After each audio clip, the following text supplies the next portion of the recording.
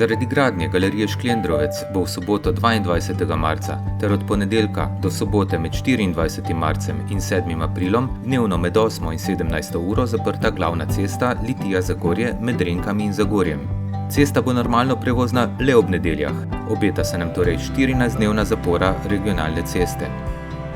Jaz moram reči, da sem zgrožen nad tako informacijo, predvsem glede na to, da se takšnih odločitev sploh ne koordinira z lokalno skupnostjo in najmanj, kar je, pričakujem nemudoma, da se tukaj le vzpostavi en korekten odnos, namreč se gre za naše ljudi, za naše občane in se mi zdi, da je to povsem, nesprejemljivo.